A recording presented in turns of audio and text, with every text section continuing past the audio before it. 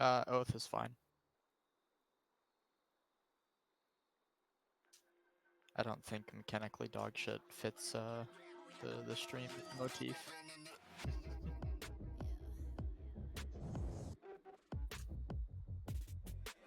Moving too fast, like we're moving in slow mo. I'm a god, but I actually don't know. Homie, better put your pride aside. I'm a Benz, get more like a Volvo. Your best stuff looks like my words. Synapses, fire, and burst. Got the whole crew.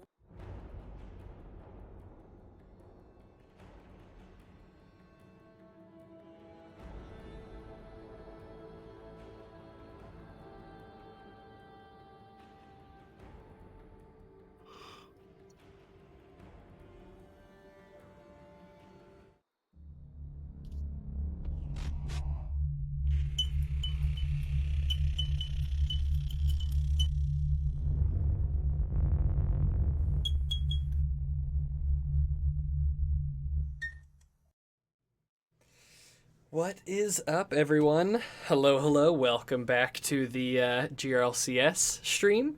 My name is Jack Loves Lamp, and with me is Oath. Say hi, Oath. How's it going, everybody? I'm glad to be back on the cast. Got Blessed Isles Diamond Conference today? Yes, Blessed Isles Conference today, the last of the week 6 streams. Sort of. Right. This should be a good set of matches. I haven't had the pleasure of casting Blessed Isles before, I don't think, so I'm looking Gotcha. forward. Well, let's get right into it, and I can catch you up. So, to get started, we've got the Sensei Squad Diamond version over on the blue side. Hog Pasta Boy in the top lane on Nasus. Water Bear in the jungle on Olaf. Fiction in the mid lane on Ziggs. Boar and First Blood final boss, I don't know, Jake on Jinx and Nautilus. Yes, and over on the red side, we have Team Krug. We've got Slias in the top lane on Set. Danelle in the jungle on Shaco, Spicy. Filipino Thug in the mid lane on Oriana. And Draken and Juju Smith-Schuster on Senna and Tarek. Nice pronunciation. So these teams, this is week 6. Both Gold and Diamond have double round robin seasons, so they've got 10 weeks. This is week 6, so this is the first rematch week for the Blessed Isles. Okay. And so Sensei Squad and Team Krugs, they played in week 1, and in that match, I believe Team Krugs took the win. Yeah, and I think in the first round of round robin, the only team they lost to was EXT. So they performed pretty well the first time around. Let's see if Sensei Squad can pick it up. I'm interested to see if they've made any adjustments. I know from having a double round robin in gold that I'm playing in, some of the drafts look similar, but also the patches have changed. The tank meta has changed a little bit, so you have to go through the prep process all over again. Yeah, all right. Olaf going to start off with his red buff. Shaco starting with his. Shaco, definitely not something you see in organized play as often, at least not in GRLCS in the games that I've seen and played in. But Shaco definitely, pretty good win rate, pretty good solo queue champion. Even got some small nerfs to his clone damage, I think, in 10.6, which this is 10.5, so those haven't even happened yet. So definitely gonna see how that does. Danelle giving it a try, already going for a level 2 gank early. Yeah, it's interesting to see Shaco in organized play, like you said. It's one of those things where you don't see it very often because teams know how to play against it, but if it isn't prepped for it, it can be really annoying. Yeah. Wow, Draken and... How did you pronounce that so well? Juju Schmieschuster? Schuster? Yeah. Schuster. They get the level 2 lead. They get a bunch of damage down onto 4. I personally cannot stand Tarek Senna. It is so oppressive. Yeah, so much healing, and she's doing the classic taking sickle and letting Tarek do the majority of farming as well. Yeah, and Tarek works super well for that. He's got the melee range for... Ooh, nice hook from First Blood Jake, putting the Ignite down. Dracon's gonna flash away. Double root does mean he's gonna get away, but both summoners getting burned there. Flash is still available for the Jinx Nautilus. Yeah, very close there. Has to burn both the flash and the heal just for the ignite, and if he gets caught Wait, by Boar another might be poke, in trouble here. No, the Q is still down. Drakon can't get in range either. But man, getting stunned when you're that low, always scary. a lot of 2v2 fighting here early on. Both AD carries just going at it. Might end up having to recall. They're both low on any sort of sustain. Yeah, Senna, I think, is just kind of sitting back, waiting for those Qs, trying to regenerate as quickly as possible. Definitely, they're trying not to shove right now, right? Which is unfortunate when you're Senna, because you want to keep autoing if you're trying to regen, get that Q up a little bit quicker. Definitely. And Oh, Danelle gonna find Jake here. Jake could be in trouble. The Q gets intercepted. They're coming in on him. He does have flash available. Gonna throw down the Flame Chomper's flash away. Ignite is ticking. They will get the kill. That Ignite on Shaco coming in clutch there. Gonna get him a kill. yeah, last tick of ignite, really nice find there. wow. And flash burn to the top lane. Sliason just bullying Nasus with the set early. Yeah, I think that in the wings like that, not in the true damage range, Pasta Boy probably would have survived. But, you know, Flash does at least, you know, keep him in lane a little bit longer, I suppose. Yeah, that's my thoughts on it. I figured he probably doesn't want to be forced to back this early and blow TP. Oh, wow. Early W coming out from Ziggs there. Does not want to deal with any extended Orianna trades. In laning phase, she just spams those autos. Yeah, and the damage racks up so quickly. Ziggs doesn't really want to be trading like that early. Just wants to No. clear. Yeah, he definitely is way burst focused. Even his passive is pretty handy for trading, but relies on him, you know, using a lot of abilities to cycle through it at any reasonable speed. Man, still getting these stuns down. Possibly no flash available. Yeah, Sliason with the healing and the regen on set can kind of just ignore the wave and let it sit wherever he wants it to. Yeah, that top lane matchup, not fun for Nasus. I do think, you know, later on, Nasus has some hope. He deals like so much damage over time when he's ulting with it between the damage that the ult does and spamming Qs every 2 seconds. It doesn't provide like an excellent window for Set's W. And I think Nasus can kind of heal through what Set can do at a later stage in the game. But for now, yikes. Yeah, definitely. At the 2-item mark, the 3-item mark, Nasus should win that almost every time. But for right now, not fun. Not fun at all. Orianna hits level 6 early, gets a little aggressive on Ziggs. Ziggs still level 5. Ziggs also entirely out of mana. Wait, Pasta Boy's gonna hit 6 and decide that he wants to all in Set here. The ultimate comes out from both. Really nice W, really big shield, but all of Set's damage is gone now.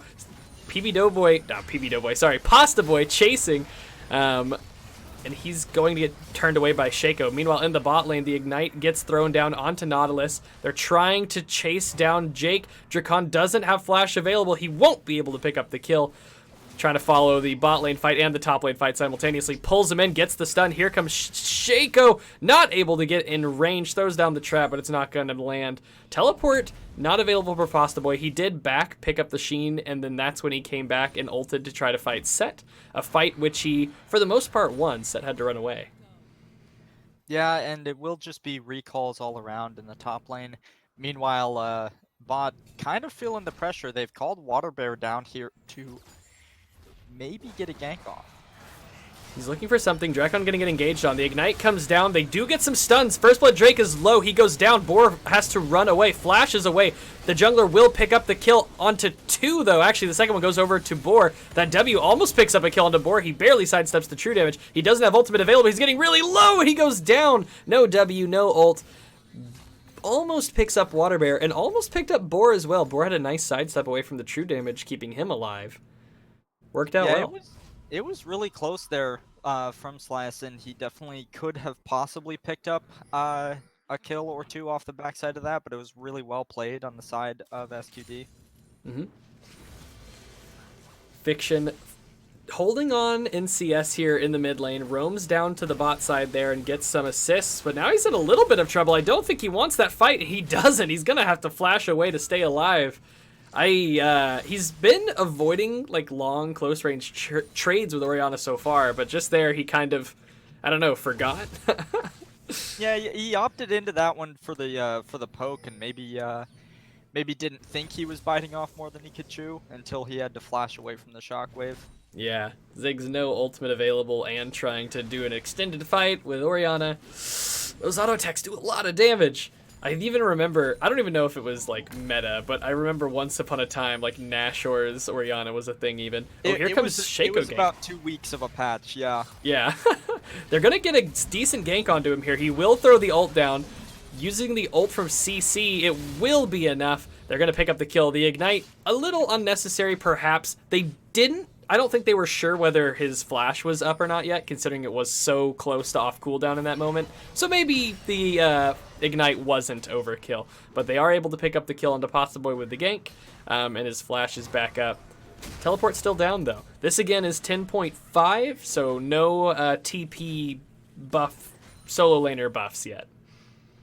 Yeah, not quite coming in just yet, and both junglers having almost maximum amount of impact for how early on we are in the game. They haven't really run into each other yet, but Denhel doing a good job of getting these ganks off and avoiding Water Bear at the same time. Shaco doesn't really want to fight Olaf early.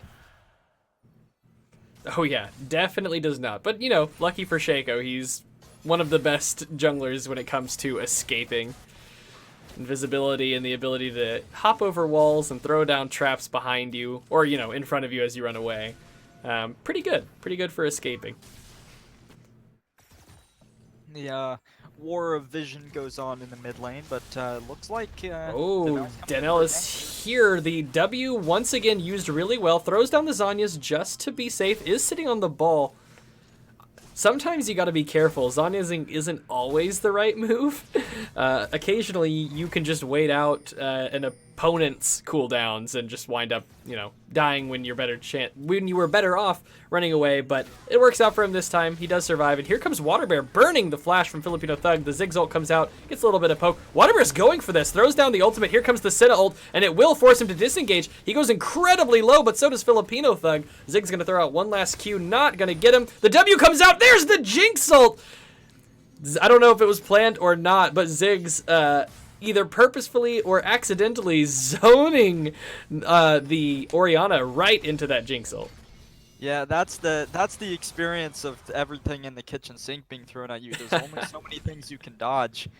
Feels a little bit bad for Filipino Thug there. Actually missed the close range Q when Water Bear was about to take one more turret shot. May have been able to trade that kill away, but a lot of resources expended for a kill in mid lane. Yeah, and they're going all in here as well. Gonna get the hook. The shield comes out, though. Boar trying to kite back, trying to poke down Tarek. Those heals are pretty large, though. It's gonna heal him back up in no time. Yeah, Tarek spamming his heals as well. Fun lane.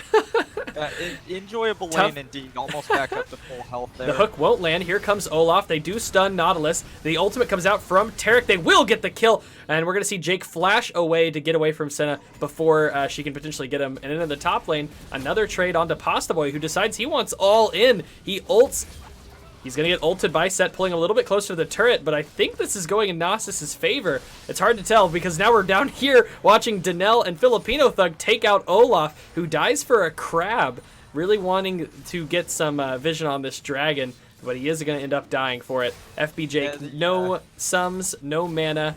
He's going to have to back. The insult to injury being the crab actually goes over to Team Krugs, and along with this Ocean Drake, unless we get a steal from Affliction, it won't come through. That gets secured by Denel. Yeah, a noble effort. Ziggs and Jinx, they both have some decent range to them. They had a decently timed steal attempt as well, but Denel on top of that smite, gonna pick up the dragon. Unfortunate for Water Bear there. Yeah, wrong place, wrong time kind of thing. That's the thing about Shaco Jungle. He can just kind of appear on top of you, and that's unfortunate.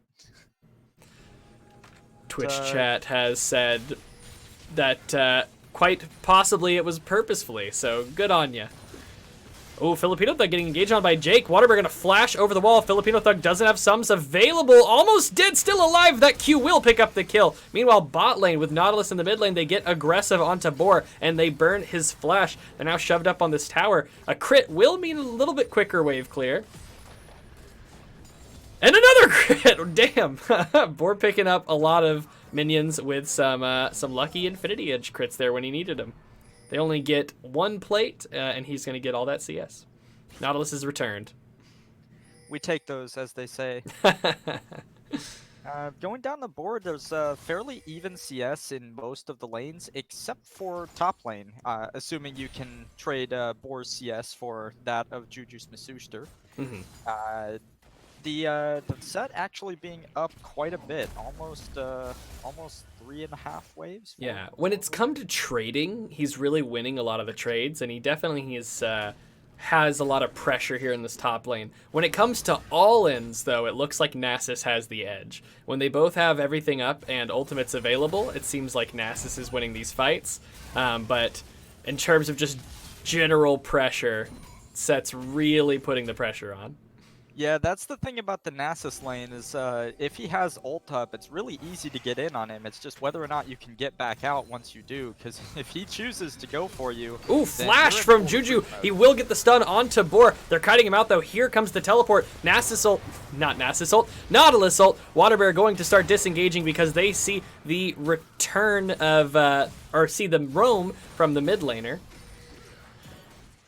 Still looking for something. Filipino Thug trying to snag Boar in the middle of that fight. Fiction throwing some damage down. Here comes Denel over the wall, going to retreat. He will get spotted out by blue team there, by that river ward. And now it's just a party in the bot lane, and everyone but the top laners is invited.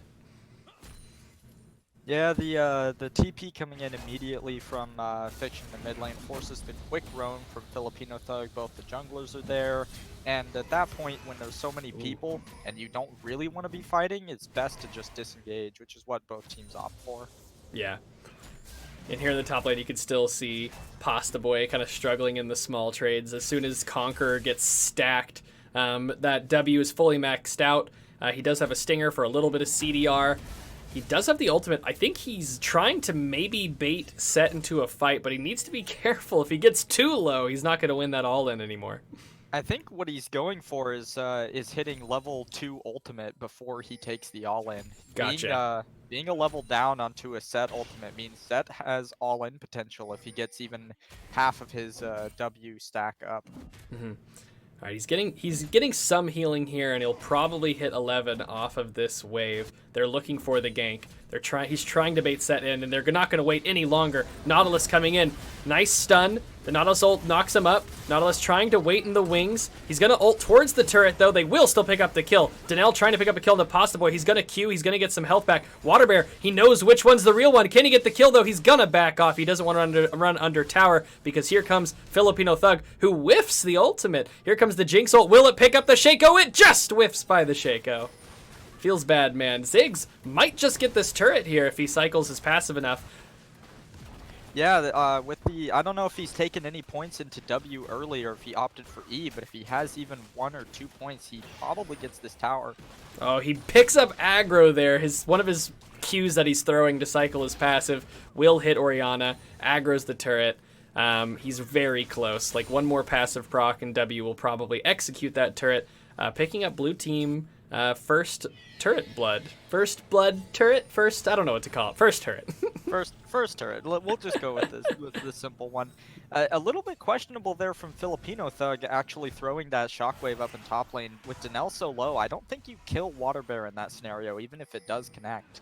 So, yeah, we'll see if that cooldown comes back to bite him. It looks like it will just be up for the dragon fight if they can stall it out a little longer. Yeah, if they can stall it just a smidge, they'll have that Orianna. Orianna also backing Fiction. He gets attacked. He doesn't make it over the wall, and he will flash away so that he doesn't get rooted by Drakon.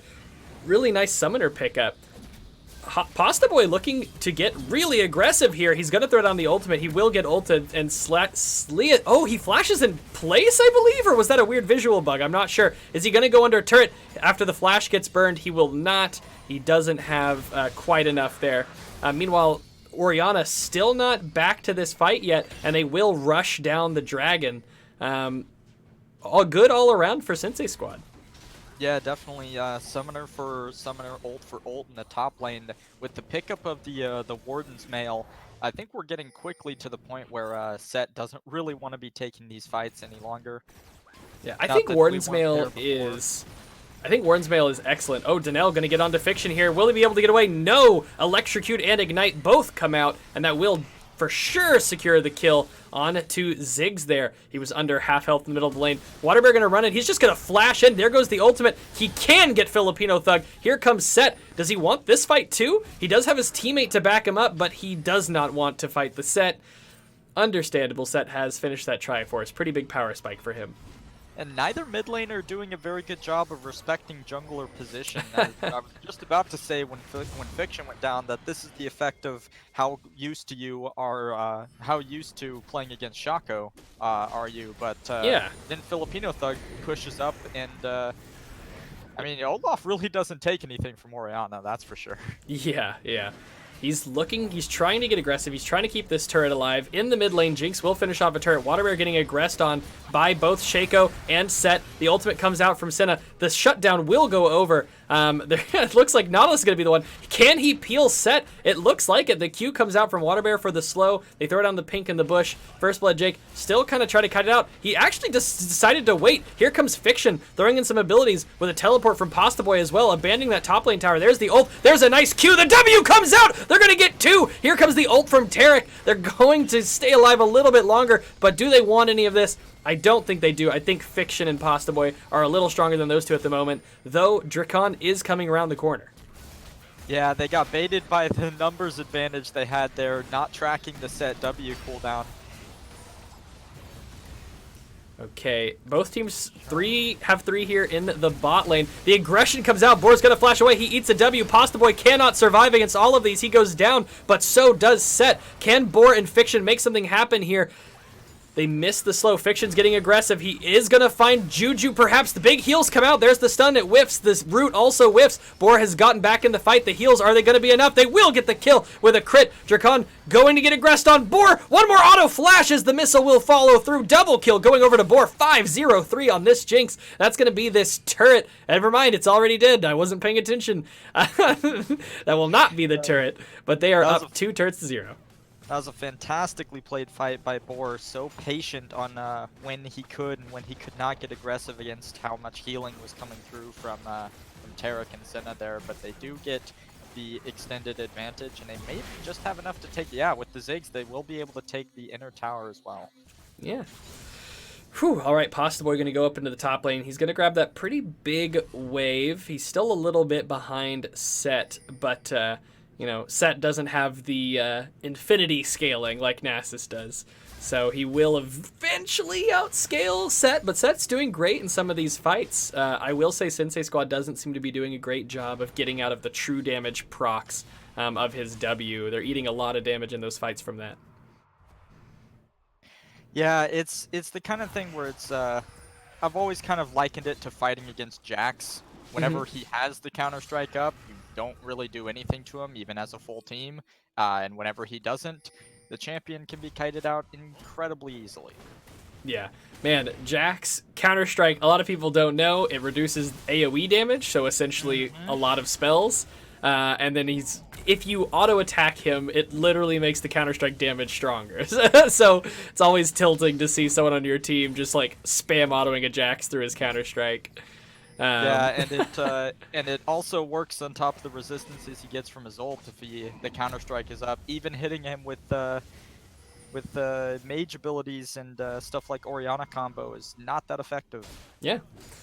But yeah, it's just one of those things, like a Lowy, like Heimerdinger, like Jax, just an ability that you need to stay aware of in a team fight to optimize your team's power in that fight, right? Just got to stay out of some of those big cooldowns, but once they're down, those are your windows of opportunity. They're going to aggress on to Tarek a little bit here, getting the root down. They're going to clear out the pink. Slight numbers advantage, going to get evened out. Jinx is arriving. Pasta Boy and Nautilus on the way. They will save this tower for now. Ziggs ult, I do think that was a little aggressive, a little early. Yeah, just a little premature. You want to be. He doesn't have fighting it for the when team Nautilus fight. has you want to be basing your big centered spells around Nautilus ult specifically, so that when he's in range, you can just get guaranteed damage. All right, Nautilus trying to zone. They do burn that down so quickly. Here comes the Taric ultimate. They're only going to get Boar with the ultimate, but that might be all they need. Set gets a nice ultimate. Gonna hit it onto all three. Are they gonna run back in? Can they make something happen? Donnell barely gets out with a little bit of health and a shield. Waterbear going all in on a Drakon. He and Fiction are gonna pick up that kill. It's currently a 2v3 in favor of Squad, but their health bars are not looking so good. They will disengage over the wall there, try to clear away some vision. Set, so they come out with the dragon and with the numbers advantage. So Sensei Squad definitely wins out there, but they gotta be careful looking for more. We are going to go back in. The W is available. Fiction needs to be careful. He's going to eat that. He doesn't have the ultimate available. The ultimate is back for Ziggs, though. And Juju, is he going to be able to get First Blood? Jake, he will not. The shield comes out. He's got low health, but he survives. That will be the delayed ace for Sensei Squad, only losing 2 members in the process and picking up a dragon. Yeah, really good understanding of limits there from Sensei Squad. You would think normally if your 5-0 Jinx goes down as the first member who dies in the fight, you don't continue it in any way, but they know they've got Pasta Boy really strong place on the Nasus. They know Water Bear also has a lot of damage he can put out, and Fiction landing the majority of his skill shots on the priority targets there in that fight. Yeah, and things are looking good for Nasus. He went Frozen Heart. He has the Ninja Tabi. And Orianna is, a fair amount of magic damage, but Orianna is the most behind member of their team at the moment, just in terms of, dying, kind of falling a little bit behind in XP, a level down on her opponent, to her opponent. So not as much for the Nasus to worry about, especially when Filipino Thug is aiming for Boar.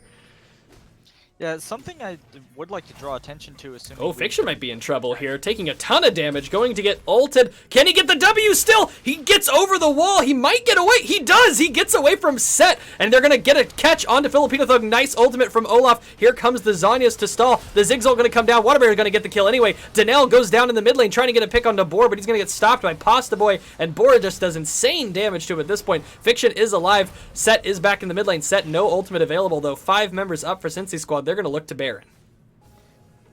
Yeah, this should be a pretty free Baron for them, honestly. And priority targets down, specifically the jungler and the AoE team fight initiation for the side of Team Krug. So this is definitely their objective. Yeah, Set, no ultimate available, no Orianna ult to follow it up. They're going to try to get a stun onto First Blood Jake here. Here comes the ultimate. First Blood Jake might go down. Flame Chompers and his ultimate will mean no. Nasus going to get rooted up. Nice stun. Here comes the Senna ult.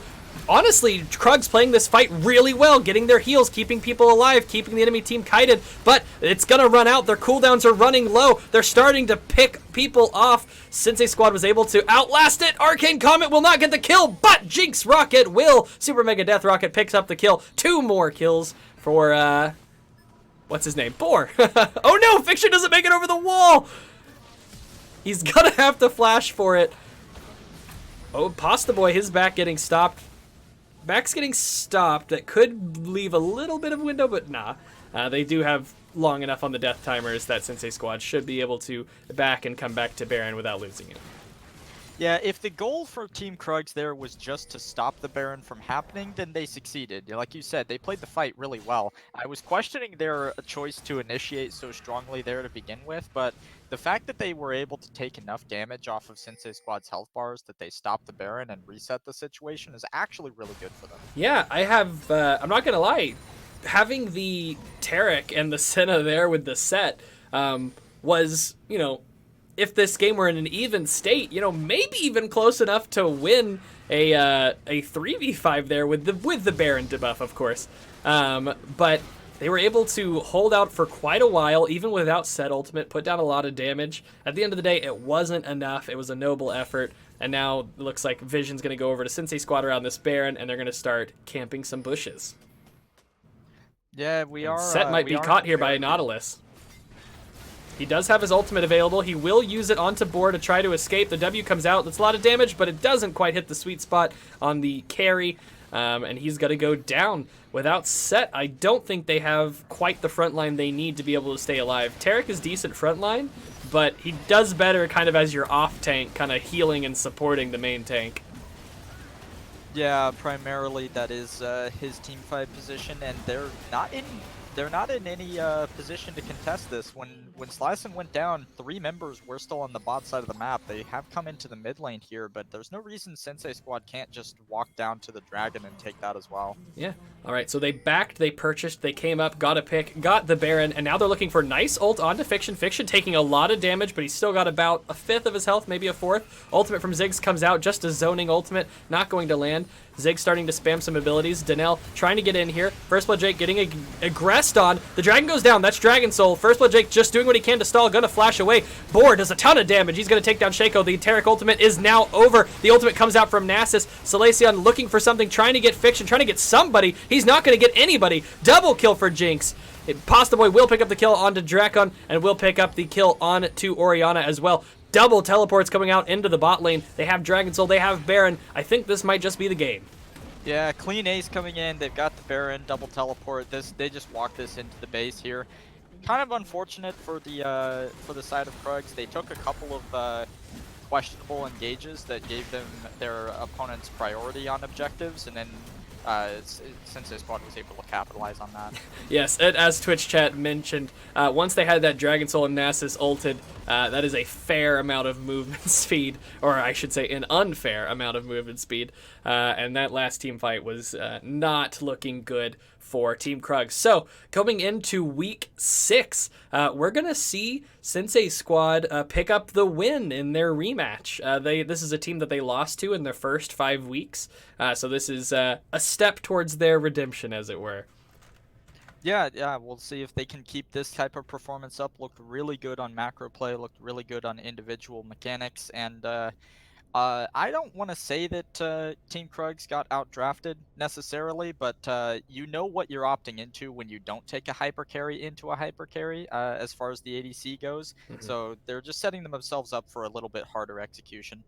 Yeah, I agree. Yeah, and the Shaco, while he did have some impact, I don't think had enough impact. Even by the very end of that game, you could see Boar and Ziggs, or Boar and Fiction, both only had 1 death. So not making a lot of use out of I mean, it probably helped get some, lane pressure and whatnot. I'm not saying it didn't do anything, but just maybe not enough. Yeah, definitely. Not able to keep those laners down, his own laner falling farther behind. If you're drafting an assassin jungle, the fact that the 2 major carries go with 1 death apiece is definitely not a good sign. Yeah, I yeah. agree. All right, so that's going to be it for game 1. We'll be back in just a little bit with game 2. Yep. So we'll see you guys in just a minute. Thanks for watching.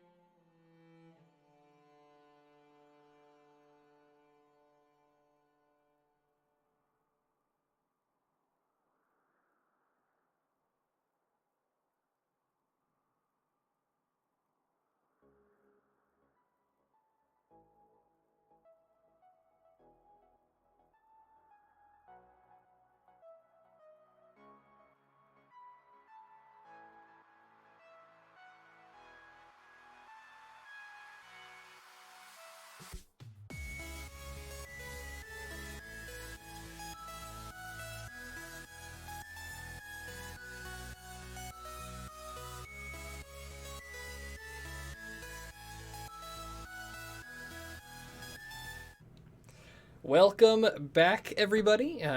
Just had to take a quick beat to get everything set up for the next game. The next game we've got is MSU JV, MSU Bears, versus EXT. Yeah, this looks to be a fun and exciting series, just like the last one. I'm looking forward to it. Yeah, in round one in this double round robin of Diamond, for the Blessed Isles, EXT went 5-0. And MSU JV went 1-4, so not great for them on their first go around. But last game we saw a resurgence for the Sensei squad as they took down the team that they lost to in round one. So maybe we can see MSU do the same. So let's get right into it. Over on the blue side, we've got MSU Bears, Changeling 23 in the top lane on Ornn, Arcade Raven in the jungle on Evelyn, Demola in the mid lane on Nico, and Bruff and Finrir05 in the bot lane on Jinx and Thresh. I do not have the stream. You do not have the stream. I forgot to live cast it to you, so while I do that real quick, over on the red side. Okay, you got it now. I got it. We're good.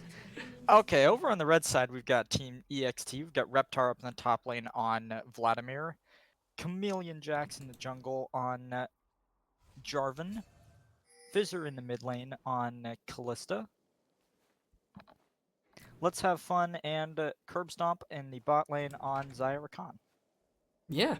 All right. Both teams kind of just 5-pointing a little bit. Fissure actually up in the top lane right now. Perhaps Reptar's going mid? Either that or they're just lane swapping for better matchup. Callista does fairly well into Ornn, all things considered. The Callista top experience is one that I am consistently annoyed by in solo queue.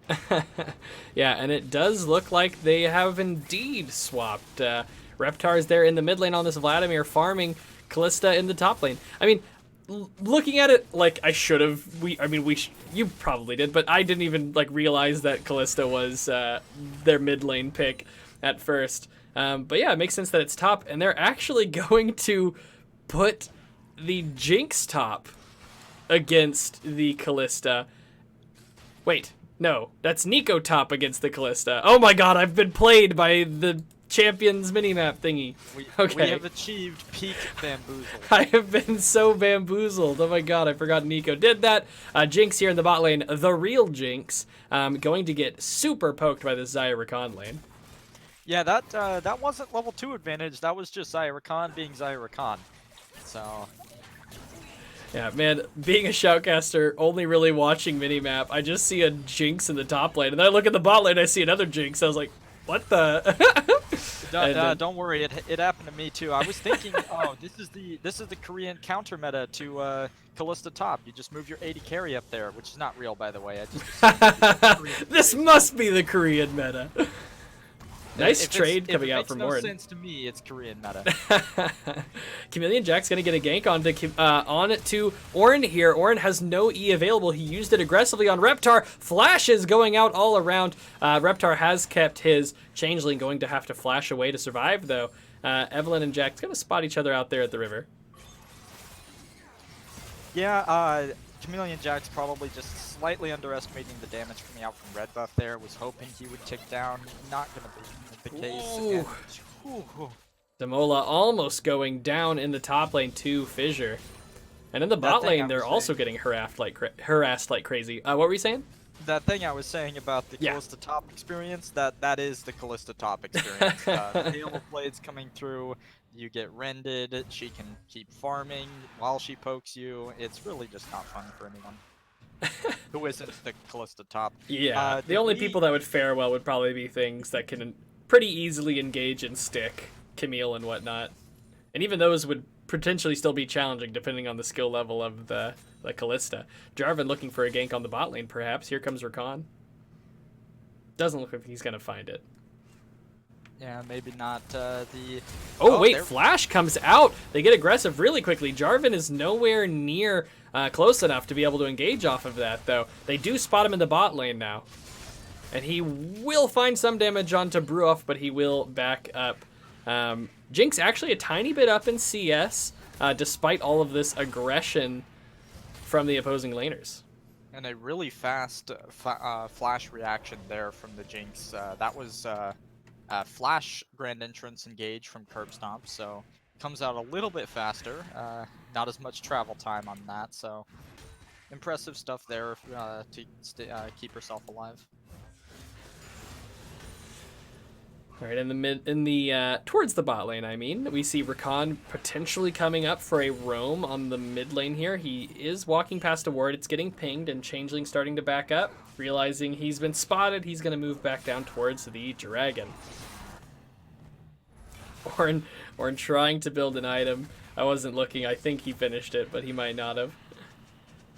Yeah, it's always annoying when your laner makes a point to stop you from using your passive. Ooh, in the bot lane, Bruoff taking a lot more damage. Yeah, this is a particularly aggressive iteration of the Xayah Rakan lane. This is how I prefer playing it personally when I do have the opportunity to be on the Rakan.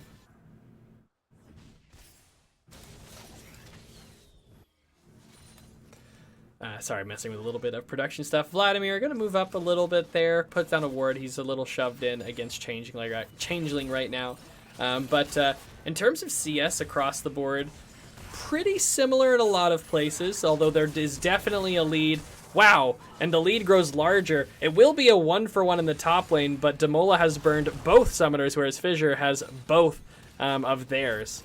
So coming out a little bit on top there, the Kalista is. And, yeah, and already way ahead in CS as well. Yeah, being so far ahead in CS, I expect this type of lane domination to continue. I don't think this may be just a conflicting style choice, but I don't think Arcade Raven really wants to spend any time up there. As we see the Yorn Horn come out in the mid lane, it will be flashed away from Reptar, not willing to risk that brittle passive damage actually. Yeah. I mean, if both procs hit, it's a lot of damage coming out from that ultimate. You can absolutely snipe somebody with that. Mm-hmm. Yeah, the first proc already hit, so he wasn't taking any chances on the second one. Dragon is up. There is the tiniest gold lead in favor of red team right now, in favor of EXT. Pretty small just because we're so early in the game. And it's probably a big chunk of that is their advantage in the top lane in CS, because Arcade Raven's actually a fair bit ahead of Chameleon Jax in CS. Hasn't really looked for many ganks yet, just been focusing on farming. Yeah, Arcade Raven already up on the level 6, has been focusing on farming like you said.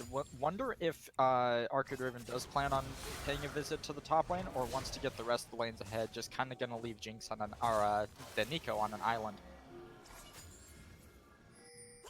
Gonna start moving down towards this, spotted out by Pink Ward. Gonna try to grab Scuttle. Doesn't look like it's gonna be contested. Chameleon Jax has recently backed. He's pinging for some help in his own jungle. Doesn't want to get taken out. This Evelynn is level 6 on their way to level 7. Chameleon Jax still level 5. He's ganked a lot and has a fair amount of pressure, has put down a fair amount of pressure because of it, but has fallen behind in XP and CS. Arcade Raven going very low here. Gonna get engaged on, uses the ultimate to get out, but loses the dragon in the process. Big win for EXT there. Changeling gonna try to get the knockup and retreat. Fenrir hits the stun, but the ultimate from Chameleon Jax will lock them both in. Fenrir gonna have to flash out. Very slow though. Can he get back under the tower? I don't think so. Red buff comes down. There's the knockup, and the kill will go over to Chameleon Jax. Disaster for MSU there. Arcade Raven just got way too low trying to take the dragon. Yeah, key overstep there from the jungler for MSU. Thought that her execute damage would take the dragon. Did have to smite early to stay alive, and puts her team in a really bad situation. Yeah. Whew. Well, not good. They were kind of holding a small little advantage there. The jungler was ahead. They started looking for the dragon. It was a good look. But they weren't able to make anything of it. Meanwhile, in the top lane, Fissure gets more and more ahead of Damola. 30 and some change CS up at the moment. Summoners both still available. just getting more and more aggressive as this lane goes on. Demola, you know, there's probably like a tipping point where the AP damage and the root from Nico will be perhaps enough to win a fight against the Kalista, but I think we're still at a stage where that's not looking so promising. It would be enough to win a trade once she gets her first item up, and potentially enough to one-shot if she does get the full Pop Blossom and the 3 ticks of her Q, but until we hit that point, short trades only, and even then... Ooh, Rakan's gonna look for this onto Demola here, and he's definitely gonna get it. Curb Stomp picks up the kill at the backside, and the assist does still go over to Kalista. Who did Kalista bond with? I kind of missed it at the beginning of the game. If I had to place money on it, I'd say Chameleon Jax, but I missed it too, so I guess we'll wait to see the first Kalista ult come out. It would make sense being able to toss the Jarvan in for Cataclysm. Oh, here comes the ultimate from Curb Stomp. Actually not going to get Changeling there. They both just sort of dash through each other. Ships in the night. Won't be able to find something there. Ultimate's now on cooldown. Here comes the ultimate from Changeling. He's looking for something onto Reptar. He actually walks out of his own ultimate, and he's unable to ult back onto Reptar, so they're just going to retreat after that. Jinx, meanwhile, getting chased away. Does have flash available. Going to have to run into the pit and flash out, but Curb Stomp is trying to cut her off. Going to jump back in. They would go back onto Arcade Raven. The ultimate comes out. Arcade Raven trying to retreat. Flash from Chameleon. Jack's going to flag and drag, and Arcade Raven will flash as well. Here comes the teleport from Fissure coming into the mid lane. And immediately just uses it to zone, immediately starts running back top lane. Yeah, just the ultimate for pressure wants the fight to go in favor of her team. Yeah, I mean, every top laner does it occasionally. You're like, if I don't teleport, bad things happen to my team potentially, or they miss out on something. And if I do teleport, they just run away, but it's worth the teleport, right? It's a zoning teleport. Yeah, you don't Arcade need Raven, they have vision. Oh, they're going to pick up the kill. Fissure does a lot of damage with that lethality item. Component, I mean. Aggression coming in onto the bot lane. They're going to immediately turn back. What a huge root. So much damage onto Bruff. He's trying to run away from Let's Have Fun now. The movement speed's going to come through, though. They're going to pick him up. Now they're turning onto Fenrir. Looks like Thresh kind of ran after Curb Stomp rather than focusing on peeling. It did not pay off. Curb Stomp survived. Fenrir going to get away, but Bruff goes down, as does the heal. Yeah, on that note, the Kalista doesn't need the TP to win lane, and the Mola does not have one, so they're really not missing anything by tossing that there, and finding Arcade Raven in the jungle is just a icing on the cake there for them. Yeah. All right, here comes the Herald in the top lane. That tower is just about low enough to get finished off by it. Demola uses the Pop Blossom. They just back away. Not going to be able to find anything there. Reptar coming around the backside, also moving up to this tower. It's going to go down to the Herald. We'll get spotted out by a ward and clear it. Things looking really good for EXT right now. A lot ahead in gold at only 12 minutes. Yeah, and this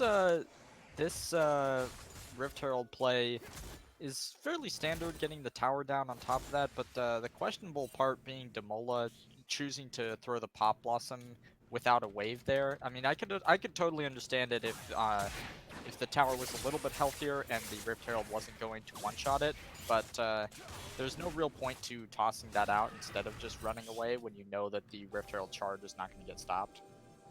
Yeah. Yeah, went for the Pop Blossom, maybe thought that they were going to aggress onto it, but not a lot to be gained there, really. All right, Dragon is about to spawn. Second Dragon of the game. Feels later in the game than it is with how ahead EXT has just become. And they're just starting to play the map and play under towers. Everyone's still only in the 6 to 8 level range. Yeah, this is a very important fight for MSU. If they lose this one, they're going to be forced into turmoil. On the backside, they're trying to get Let's Have Fun. Can they pick it up, though? Curb Stomp with the peel. Evelyn will get the kill with the ultimate, but they're losing several members in the process. Chameleon Jax does not get a flag and drag. The E doesn't look like it went off. Arcade Raven trying to get onto Curb Stomp here. They will pick up that kill as well. Arcade Raven finally goes down. Reptar left alone. No ultimate, no flash. Just basic abilities as they take this fight. That's gonna be enough. A big Q. The pop comes down. He's unable to detonate the Ornn passive. Fenrir just a lowly support. The E will pick up the kill. Demola throws down the Pop Blossom. It's not going to land. Roots Fissure under turret. Takes 2 turret shots and ignite and will go down. Nice kill for Demola. Bad for MSU because Reptar now has a lot of kills on Vladimir. Scary champion when he gets fed or scales. Good because picking up kills wherever you can when you're really far behind is always okay. To just try to stall out the game.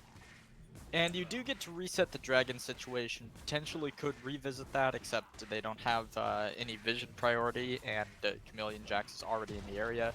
Really nicely played tail end of that fight by Reptar in the 2v1. Vladimir definitely capable of what he just pulled off there, but you do have to actually time everything, right? Yeah, you do. I mean, the Olaf, gosh, the Ornn would have been able to pick up the kill had he been able to detonate that last passive proc, but Reptar had the W back up, timed it well, ducked under it, and finished off Ornn before he could detonate the passive to kill him. So good use of EW, good Vladimir play. Gonna pick up a lot of kills and is gonna be incredibly hard to deal with now at 4-0-2.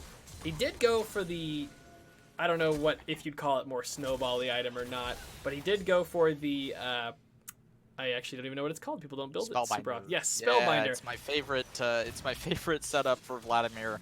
A lot of people prefer Hex Tech straight into Rabadons, but I think Spellbinder makes you really, really potent at diving backline once you have the phase rush procced. It's a really bad day to be Jinx with this 4-0 Vladimir. It is. And yeah, I mean, I agree. Protobelt's a good item, but Spellbinder is definitely a more aggressive one. Nice ultimate, gonna get one. Nice ult coming back out from Let's Have Fun. Ult for ult. Demola misses the root. Gonna have to run away here. Still pokes a little bit onto Fissure, but needs to be careful. Arcade Raven doing what they can. Gonna start engaging, gonna ult. They're just gonna take the kill onto Fissure. Nice knockup onto Boar though. Fissure once again getting stunned under tower. This time, once again, oh wait, survives this time. I'm not sure how it cut away, but Fissure survives. I thought that last turret shot was gonna be enough. Apparently not. The turret shot actually didn't get a chance to go off. Gotcha. Fissure timing the flash really well. Whoa! Arcade Raven flashes in and is going to pick up a double kill for it. Going to have to retreat a little bit from Let's Have Fun, but maybe Bruoff can make something happen here. Not going to be fast enough, but does pick up the kill. 3 kills. Nice cleanup from Arcade Raven and from Bruoff. Unfortunately, Fissure's taking an inhibitor turret at just 16 minutes and 50 seconds. Probably going to die for it. Yes. Okay. Yeah. Just what it seemed likely. Just wanted to be sure. Nice hook. Nice charm from Arcade Raven. They're gonna pick up that kill. They pick up a lot of kills. They kind of get a delayed ace on everybody but Vladimir there. However, they did just lose their inhibitor tower in the top lane. Nico has just been sitting, matching Fissure, not participating in any team fights. Yeah. The downside being the inhibitor tower, but with the exception of Vladimir, all of the shutdown gold has been picked up. They are narrowing the gap a little bit. It's still sitting at about 6k, but we're starting to hit item spikes that are sorely needed on the side of MSU. So they can make something happen and not lose too much more in the mid game. Their late game comp is actually really scary. Oh yeah, very, very scary. And this, was Ornn nerfed on 10.5? Yeah, he was nerfed on 10.5 with the Masterwork changes. Yes, he was. Still good if the game goes long enough, of course, but takes longer to get there. At level 11, he hasn't even upgraded his own stuff. We're still just so early in the game. It feels late game with some of the things that have been happening and the objectives that have been getting taken, but we are still just at the 18-minute mark. Yeah, it really does. We're not even at home guard. We're not even at home guard timing yet. The Rift Herald is still in the game. We are fairly early on, and both of these teams scale really, really well. So, assuming the game stays even at this state or pulls back to even, we could be in for a longer ride. Yeah. All right, looking for something. Fissure has taken so much in the top lane, now moving down to the bot lane. Ornn, knockup not gonna land. Curb stop gonna get the taunt onto one. Here comes the Ornn ult. He accidentally misses it. Oh no, Changeling does not hit the ultimate. Here comes Reptar, flashes in, immediately takes out one. That ult's gonna take out another. Fissure on the backside with the teleport, gonna pick up yet another one. They lose nobody in that fight. They pick up a double kill. after picking up the first members that went down at the start there. And gosh, it feels so late in the game, but they're picking up a Rift Herald. And I think they're going to use this to get that mid hit, perhaps? I think definitely they drop it mid. There's no reason to drop it top lane. Bot lane's a bit too far of a walk. They were already prepping the mid lane tower. And honestly, MSU just got teleport baited. Reptar and Fissure both had their TPs up. They think they're opting into a 4-on-3 when really they're opting into a 4-on-5. Yeah, and that fight's not going to play out well for them. They don't use the Herald left.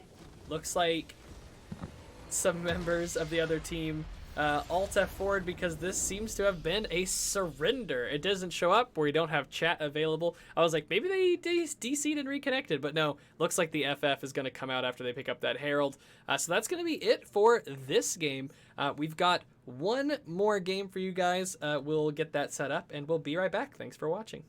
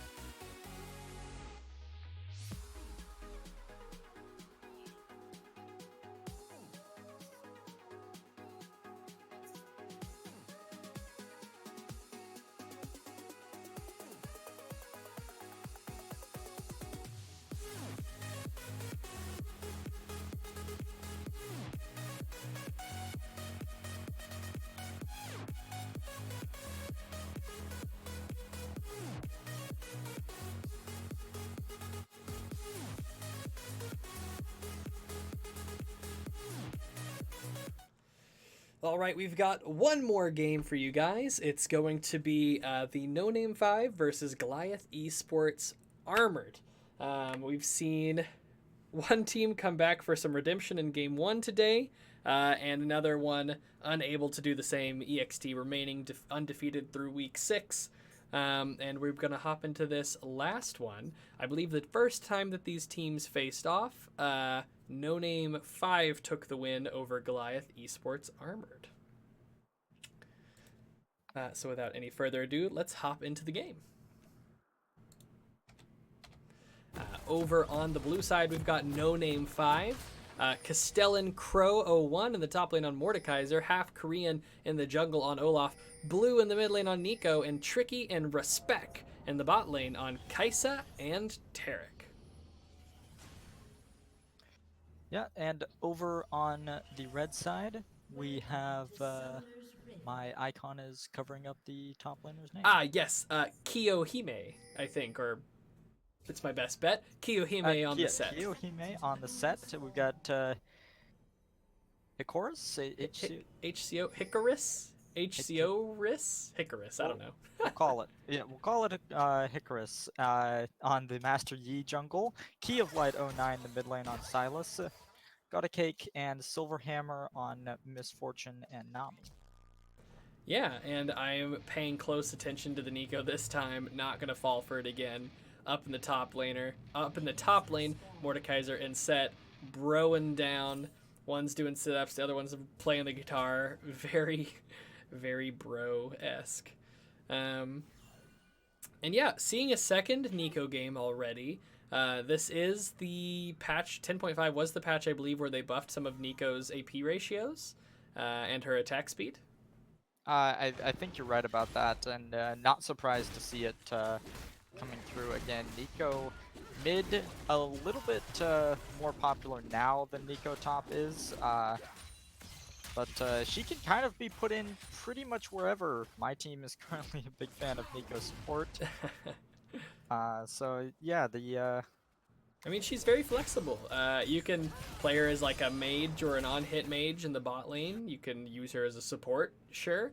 I think maybe jungle's the one, as far as I know, the jungle's the one place she would struggle there.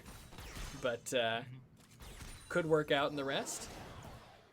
And I am a big fan of the Glacial Augment opt-in.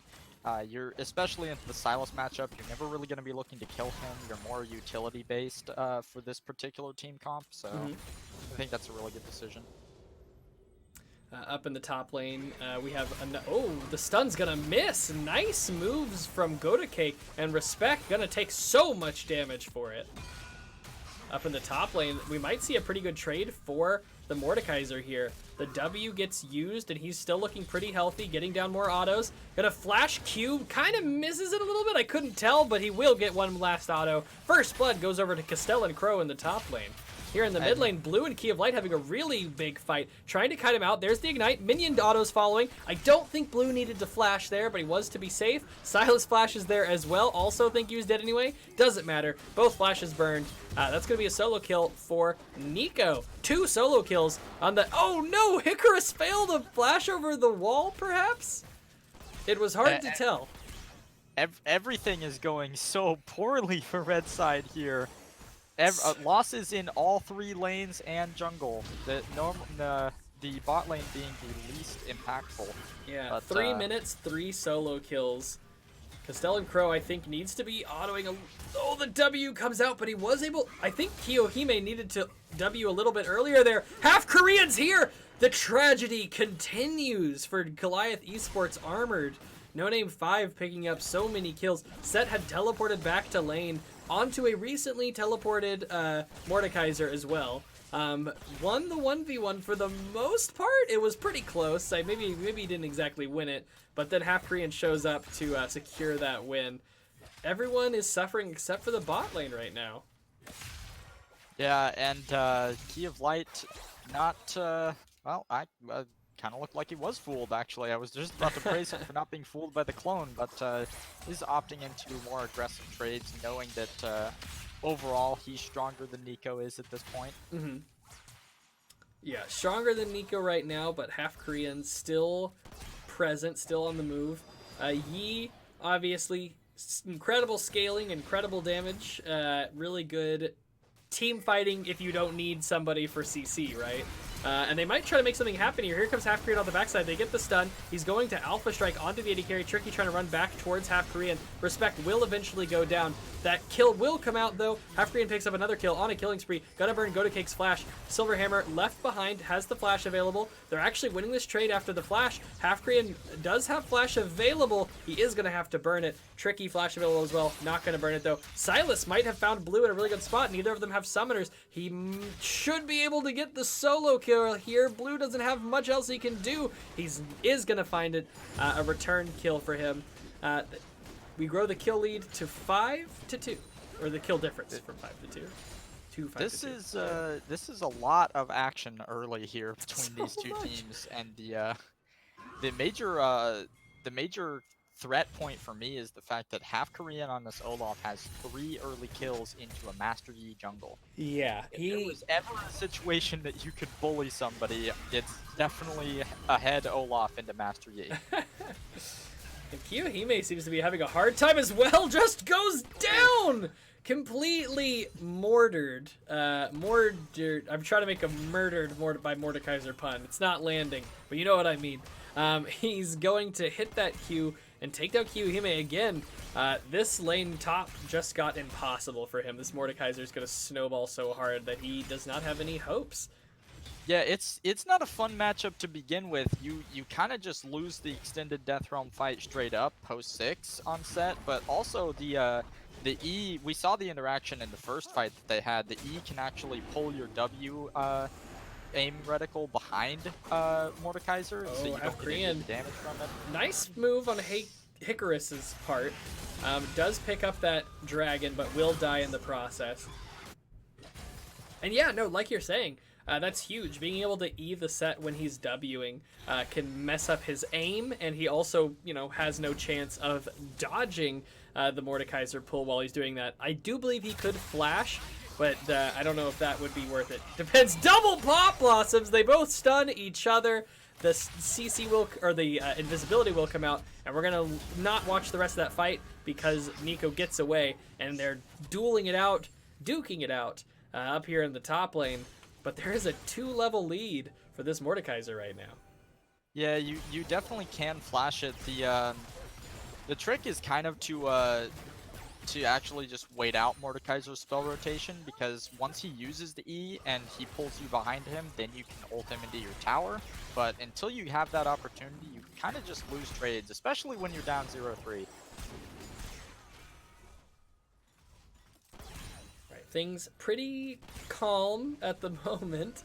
3k gold lead in favor of No Name 5. They have 7 kills in 7 minutes and 45 seconds. It's been a very bloody, action-packed game. Even after getting solo killed a time or two, Kiyohime and Key of Light have not exactly been too shy to trade or brawl. Key of Light has been very aggressive against Blue in this lane, even after getting solo killed early. Half Korean gonna get spotted out here. Kiyohime and Hikaris looking for it. Silas has yet to roam up.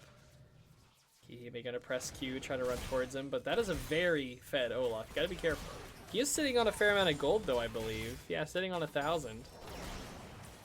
Yeah, has not quite picked up boots or any extra components. He does have the finished jungle item, though, fully upgraded. He's level 6, and he might just look to walk in here.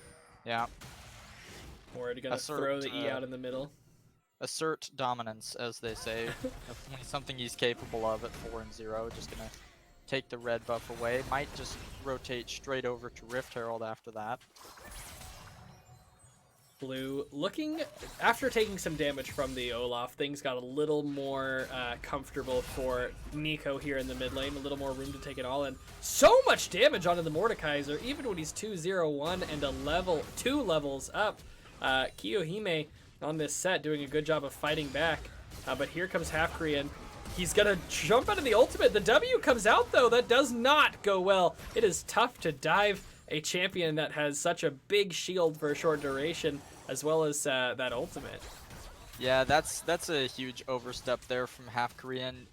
You can be 4-0 all you want. You don't really want to dive set when ult is up. Even though he does get the opportunity to ult out of it, he positions himself away from Mordekaiser, so Castellan is not able to get any Tricky damage will into have it. to flash away. Sorry, I was just letting you talk, but we're gonna Oh, see no, Tricky flash away feel there it. at the very end. No, you're good. I was kind of surprised to see Tricky flash there. He actually flashed once he got past the range of Gotta Cake's ult. And I don't know for a fact if Silverhammer's W would have killed or not, but better safe than sorry, I suppose. Hikaris not going to be able to chase quite all the way in. Flash from Key of Light, flash from Blue. Now Half Korean looking for something on the Key of Light. He steals that, no ultimate available. He used it on the dive. Key of Light going to be healing up. Half Korean tries to run back under tower. The flash goes on to Hikaris, and the flash comes away from Half Korean. Doesn't go as they planned it at all, but they do walk away with a kill for nothing so far. Nice play from Key of Light. Nice sustain. Oh, Blue stays under the tower. Wait a minute, it misses. The heal will come out. Half Korean might be able to pick this up. Key of Light running back under tower, waiting for some cooldowns. Gonna miss the axe again. Half Korean, he goes unstoppable, throws the axe with the movement speed, and he will get that kill, though it's close. Key of Light picks something up. Blue goes down, ends up being overall a 1-4-2. I think the state of the game at the moment can be described by just looking at how many summoners are not up on both teams. They are just fighting and fighting. Any opportunity they have to go in, they take it. And honestly, just overall, No Name 5 is just coming out on the upswing in this more chaotic game style. Wow, and if Mordekaiser doesn't stop eating the enhanced W's from Set, his lead might not really matter much. He's 37 CS up. He's a kill up as well as an assist. But if he eats those, it's not going to matter too much. It's a very valuable ability for Set. Yeah, and we have, I don't think it's been every game. I think we've had a Set 2 out of our 3 games today, but we've had the opportunity to talk about him a lot in terms of how you're supposed to trade with him and what he does and does not have access to. There's the ultimate. He may have this one, honestly. He ults him back into the tower. There's the W. And it's one less Q gonna get flashed away. Kiyohime is going to survive. Mordekaiser having a hard time pressing his lead right now. Yeah, though he is on the losing side of most of these extended fights, Kiyohime is playing it really well for being down as far as he is. Yeah, and obviously Mordekaiser is, applying pressure and getting a CS lead and whatnot. But I just mean to say that Kiyohime is, avoiding his attempts at getting kills and still farming as best he can. Here comes Set going all in. He's gonna ult him. I don't think ulting the Mordekaiser is the move when all of your friends are here, and he will die for that mistake. Looks like Hikaris will probably pick up the kill though. Yi with it got a kill. The game's over. I'm just kidding. But it's kind of like that sometimes, depending on what comp the Yi has around him. There isn't a Taric in the game, and we're not looking at funnel. But yeah, I will say I do think that this is this is a good team to probably pick Yi into. Nico's ultimate is pretty telegraphed. So is Taric's stun. Taric ult could potentially stall Yi out long enough for them to kill him if they use it effectively. But all in all, this is probably a good game to pick Yi into. No, it's actually really good because Key of Light flash onto Nami. The ultimate from Misfortune going to come out. The Nami ultimate comes out, goes right down the middle. The Taric ult comes out as well, but the fight has already been disengaged. Sorry, that's going to be it. No, you're good. They just keep fighting, man. Yeah, so much fighting this game. I wish I had the gift for play-by-play, but I don't. I appreciate calling it a gift, but not really. Other people are better than me. Kiyohime gonna get a nice W off. He will ult Mordekaiser under the tower, and it ends up being a 1-for-1. He dies to the passive, as they land. Half Korean in trouble, though. Here comes Hikaris. Kiyohime playing this set so well, and Hikaris might get another kill. That would be 2 kills for the E if he's able to make it happen here.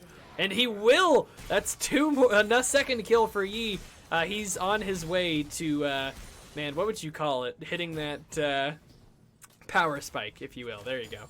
Yeah, once Yi hits the right items, he kind of just ascends. And what we were talking about earlier about a good comp to pick Yi into, Key of Light can actually steal the Taric ultimate on top of that. If he goes in alongside Icarus, that's really good.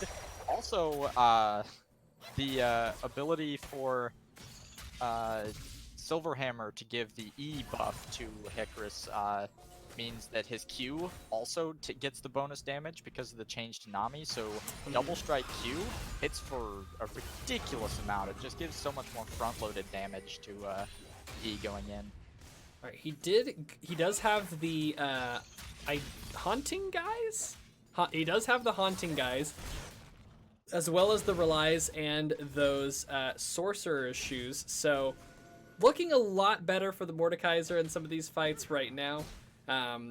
Haunting guys boosting your damage by 10% in an extended fight is just massive for Mordekaiser to have, and relies is very good against these, move speed reliant champions like Set, who doesn't have a whole lot of mobility outside of running.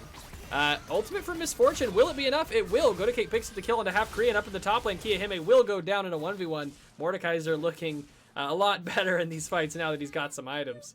Yeah, Mordekaiser hitting his item spikes really important for him to be able to take this lead and run with it. Kiyohime doing a fantastic job early on of absorbing as much pressure. The number of dives that went awry underneath the red top lane tower is bodes well for that top laner, but yeah, now we start seeing Mordekaiser kind of flex his lead a little bit better than he was able to before. Yeah, picks up a tower. I don't think that was the first tower of the game, right? Blue side got the mid tower already. Blue side got the mid earlier, yeah. Okay, so there was an icon. One of the champions were sitting on top of it when I was trying to check, but I thought it went down. So yeah, second tower goes over to blue side. They have a 5k gold lead. 1-1 in Dragons, and they're up 2 towers, so things looking pretty good for No Name 5 at the moment. Yeah, and or sorry, for No Name 5. Mordekaiser gonna get dove in on here. They're not gonna be able to save them. Flash. Will it be enough? It should. I think Nico's gonna finally get Silas here. Does get Silas, but is not there to help the ally. Kiyohime ignited. I think that will pick up the kill when the ignite ticks down. It's not enough. The regeneration of the shield stall is all he needs. He will survive there. Icarus picks up a double kill. Yi has 5 kills. Triple, actually, and that thing I was just about to say about the game kind of being on a clock because Yi's in it, that clock just ticked down quite a few minutes. Once he gets his items, the only thing really stopping Yi from running away with this game is the fact that he has to purchase a Mercurial Scimitar. Otherwise, he just gets put in a Death Realm and it starts being sad. For sure. Tricky. Gonna get poked away. Having a little bit of a rough time in this lane in terms of pressure. Has fallen a little bit behind in CS because of it, but still 0-0-2. Still hanging on. Has finished the Muramana. Or Mana Moon. It hasn't evolved yet. Not quite yet, and in terms of gold lead, we've actually seen a bit of a swing back into Red Side's favor. They're still down a hefty chunk, but they're definitely in a much better spot to start team fighting around objectives than they were before. Those 3 kills onto Yi is really important for this squad. Blue team definitely gets the edge on that dragon there. GoToCake gonna have to, or Respec is gonna have to flash to get the stun onto GoToCake. On the backside, they get the dive on to Silverhammer. Now they're turning on to GoToCake, flashing. That's a double kill for half Korean. Now they're on to Silas, who's all alone. The stun's gonna come out. Triple kill. All the kills going over to half Korean. They picked up that dragon and came down here for the dive. Kiyohime did not have teleport available. Icarus got attacked by the Mordekaiser in the jungle and had to ult away, had to retreat. I kind of think Yi could maybe take him, though. I think if you just if you Alpha Strike and dodge Mordekaiser Qs, which are, telegraphed enough to be reasonably dodgeable, I think Yi wins those. Yeah, I was kind of surprised to see Icarus back off of that fight, to be honest with you, but Maybe trying to play it a little bit safer on the scaling side of things. Hasn't quite hit his third item yet, and the Wit's End, which is what I assume he's going for, unless that is going to be the Mercurial Scimitar, or at least the Quicksilver Sash. Either option is definitely preferred when you are fighting Mordekaiser, so we'll see if he opts into those fights once he has whatever he feels he needs. Gotcha. All right, Herald getting taken. They don't have a lot of time to take this. They need to hustle. 10 seconds remaining if it still expires at 9:55 like I remember. But they will all get here, and they will get it with 5 seconds to spare. They grab a Herald just before Baron spawns. Yeah, the the teamwork side of things, they bring in all 5. Ooh, they get the slow, and they will burn Silverhammer's flash.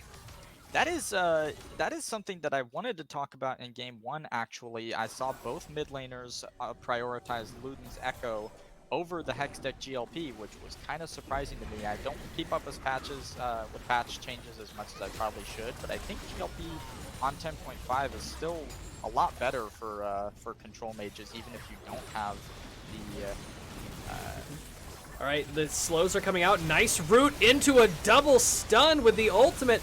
Kiyohime will go down. Yi doing what he can to try to clean up. Gets 1 kill, gets another kill, gets yoinked back in. Not a lot of ultimates available. Tricky gonna go down as well. Hikaris is getting kept alive. He's still going. Quadra kill for Hikaris. He's on to blue. He jukes away from the E with that Alpha Strike. The clone comes out. Pentakill for Master Yi. Goes from 5-4 to 10-4. And the once upon a time 0-4 Yi is now 10-4 Yi.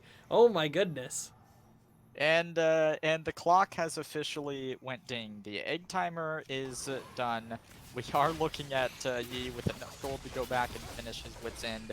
He is fully online now, and these team fights have to be played completely differently because of his existence. That's just the way it goes when you hit this far ahead on that champion. Yeah. You can't wait to lose the team fight because of a Yi, right? You need to be like, the next time we fight, what are we going to do to Yi, right? But then you lose the first fight and you think to yourself, it's okay, we'll just focus him next fight. But now that you've given him the pentakill, it's like pretty much already too late. Yeah, it's that mindset has to come through before Yi wins the first team fight. Because once he wins the first team fight, that's the next time you were thinking about what you are going to do to Yi. Then is when the other 4 members of the team start getting free reign to do whatever they want, because all resources are being poured into the hyper carry. Yeah, for sure. It just boils down to your whole team needs to make it their mission to keep Yi down during the game. Be very careful to avoid ganks. If there's any fights or skirmishes, focus him first to make sure he's not the one getting the cleanup kills, even if you lose the fight. And then when you lose that first fight and he grabs that pentakill, oh no. And he's got the Nami to back him up, who kept healing him during that fight. They don't land onto Hikaris there. They will grab Key of Light, however. Nice pick for blue team. Set teleported behind them. I don't think they noticed. And I think he's just going to back. I think they're giving up the Baron. Never mind. Set's coming back towards this fight. I think they're considering looking for this. Misfortune is coming in as well. They've started Set recall again. I think they are giving it. No, they Set has ulted in. He gets the knockup. He will get the kill onto Tricky. He gets ulted by Mordekaiser. He's just trying to stall. Hikaris is going for the kill. Nice ult from Tarek. Will help stall out for them. Hikaris is going to survive, though. The healing is coming through, and he's killing everybody again. That's not the real Nico. She flashed over the wall, threw down the Spooky Ghost to stall, and will get a back off. 1 member surviving with the Baron buff. Never mind. That was, yeah, 1 member will survive with the Baron buff. Yes, that's what I thought. Nico gets it. And that right there is the Conqueror Wit's End experience. Icarus sat there in the middle of the fight, rooted at 200 HP, just autoing Tarek. And once the Tarek died, he got up to about 600 HP, and then everyone was dead. Yeah, man. Gwinsu's Conqueror Wit's End. So much damage. He's got those items finished. One of the few hopes that they had was maybe trying to burst him down. So much harder when he has the Wit's End. Gives him a bit of magic resist against the Nico, against the Kaisa, who does do a fair amount of magic damage, and against, of course, Mordekaiser. Alright, he's onto this dragon, melting it down by himself. And that will be the dragon. 2-2 when it comes to dragons. And blue team recently backed after those, I say backed, recently respawned. So they're going to spend some money. They are still ahead 2k in gold. So blue team has had the advantage in terms of gold this whole game. It's just a matter of, can their team figure out how to play around Yi or not? Yeah, and importantly, there is only one source of anti-healing for the Yi right now, and it's the Also Bramble true. Vest on the Mordekaiser. Mordekaiser really needs to be ulti Yi in these fights, even if it is just to give his team time to fight the rest of the squad before Yi comes out of the Death Realm. Because you're not going to win that fight when you ult him, but you are going to buy some time for your team to reposition around the ult, especially if you're the one picking Yi. And it's so important to It's give, just it's a goodbye TN moment, right? You just like, yeah. when I die, Yi's gonna come out of his ultimate with a fully stacked Conqueror and Guinsoo's, but before that happens, maybe you can win the fight and then focus him down. But even then, I feel like it could be good for them to do that. But I honestly think what's best is just correctly running a team fight to focus Yi down first, which is hard given their team comp, right? They have kind of limited CC against him, but they've got to use it in a way that is kind of staggered so that they can land something on this Yi. Because I think if he comes out of the Mordekaiser ult with fully stacked Guinsoo's, Wits End, Conqueror, etc., I think he just murders everybody unless they can land their CC. Yeah, maybe so. You might actually be right about that. I think an important thing, regardless, is to get another form of anti-healing that isn't. Yes, I think you're for that sure isn't based right. around Yi auto-attacking Mordekaiser, because if he does come out of the Death Realm with those buffs up, you are going to need some way to stop him from just autoing for 200 health every Yeah, maybe Thornmail is really second? nice, right, for the Mordekaiser to have, because Yi is auto-attacking so frequently. That means he's also getting ticked with the Thornmail damage super frequently, so, like, it does work especially well against him since he's going this, like, rapid auto-attack on-hit build. However, you don't get to choose when you apply Grievous Wounds, whereas with, you know, Morel and Omicron, you do. And so, you know, it's hard to say which one was the better item here. Considering the rest of the team doesn't really have Grievous Wounds, I think maybe Morello should have been the move.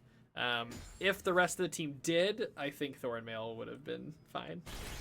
And the Death's Dance coming through for Hikaris before this upcoming fight means it's going to be even more difficult to keep him down. That stagger. My gosh.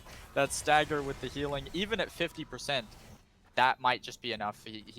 I don't know if there's enough damage to kill him up front. I think at this point, I definitely agree with you. Unless Goliath Esports straight up abandons Yi and he alpha strikes nothing, I think he's just scaled against a team comp that can't deal with him.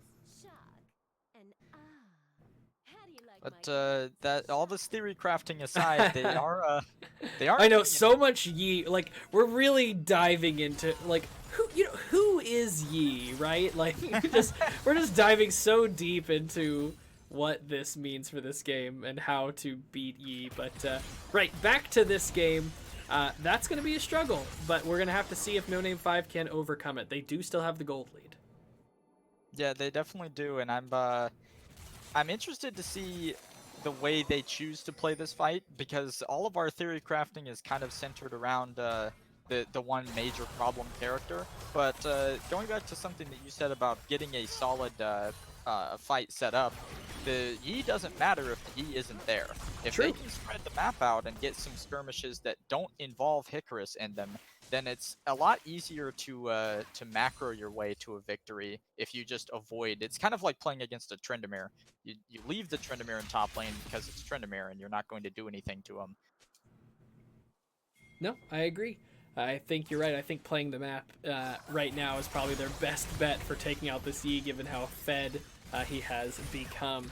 The next dragon is about to spawn. It would be the third dragon for either team. Dragon Soul not on the table. Tarek gonna get a back off near Baron, and he's not gonna go down. However, Hikaris is just melting this Baron. I really wish Spectate would show you the health bar of the Baron. It's dropping fast. Here comes Olaf. He went unstoppable. He flashes in, and he's not able to get the smite steal. The Baron goes down. Hikaris going to clean up Olaf and moving on to the rest of the team. Kiyohime will get the set, and he's turning on to the rest of the team. Unfortunately, they're all already down. Hikaris is going to pick him up. Can they win the game? I'm not sure. They do have the Baron buff. The death timers are decent, and Tricky's the only one alive. This could very well be the game right here. I think it is. Yee's peeling off the Okay, dragon. well, if I Yi think that's a leaves, mistake. yeah, I think this is a mistake. I think they 100% win the game here if Yi stays. They might win the game without him, to be honest, but It's possible. uh, No, they're gonna back off. They're playing it a little slower than maybe they need to. I mean, I to guess be you are honest, the team but with the Yi, right? So it's not like it Right. matters if the game goes longer at this point. But not I particularly now. I will say, I do think that if they had just all stuck together there with Yi's assistance on the towers, they could have won the game. I think. It's hard to say, but I think. Yeah, at this point now is when Mordekaiser's coming up, so even then it would have been 15 seconds of 4v5, assuming that Taric Ultimate only delays your deaths to Yi a little bit longer, so... Right. Yeah, Yeah, but, I think that was very possibly the win, but I think they're going to back up, they're going to spend money, they're going to get that third dragon, and they're going to move towards potentially ending the game. Yi has a Jarm's Fist, maybe Frozen Mallet, I don't know. Black Steric's Cleaver? Gauge. Steric's Gauge? Okay. He just doesn't have very much health, I suppose. That's why I didn't know if it was going to be that, but it could still be that for the shield. Yeah, it could be Frozen Mallet, but Yi doesn't really have that many problems sticking to people anyway, so... No. I just was trying to guess what it could be. No, yeah, I'm betting Steric's Gauge, but I could be wrong. I don't play a whole lot of Yi. I actually, part of my theory crafting on Yi that I like talking about with people is because I personally think he's kind of a problem. He's the biggest enabler of the funnel meta that Riot has tried so hard to stamp out, so... I'm true, not sure. yeah. But, They keep attacking the funnel, what allows funneling to exist. They attack everything that allows funneling to exist except for the champion that makes it work himself. Which, I mean, like, you could kind of funnel with other champions, but not, like, with the Yi. Alright, they've got the Baron buff. They're pressuring the tower. They're just doing what they can to stall here. They yoink in the set, and Mordekaiser's gonna ult him. Can Mordekaiser kill him? I think he stood on the wrong spot there. He's going to ult him back towards his team. Mordekaiser, I think, wanted to stay closer to his team. He's going to come out of that. Yi's going in. He gets the kill. Can they pick up the Yi? They do. They are able to shut down the Yi. This could mean finally a victory. Key of Light, though, goes to Go to Cake. They're coming in off the backside. It looks like Yi dying was not even enough. Everyone is dead except for Tricky. Kiyohime is chasing him down. He's not going to get him. They get the turret. They get this as well. The Baron does not look like it is active at this point. They will pick up that final kill. Lots of movement speed on the Misfortune. Super fast champion out of combat or when pressing that W. Everyone's dead. That's going to be the game. Goliath Esports Armored wins the game. And that's going to be it. Whew. Yeah, in that fight, Yi actually ended up doing his job anyway by how much pressure he absorbed and how many abilities he blew on the enemy team. So... yeah, he does go down, but it wasn't enough. Oh, you're right. Steric's Gauge. And a really good game coming out there from Hikaris and the rest of Goliath Esports. Yeah, very down in the early stages of the game, but they brought it back. This is why I have a We Scale macro bound into my all chat. Into your all chat. Nice. Well, that's going to be it. I've been Jack Loves Lamp. This has been Oath. Thank you guys for tuning in. We appreciate it. Next week, we'll begin week 8 of play and week 7 of shoutcasts. So we will see you guys next week. Have a good weekend. Stay safe and stay quarantined if you are able to. Thanks for watching. Peace out.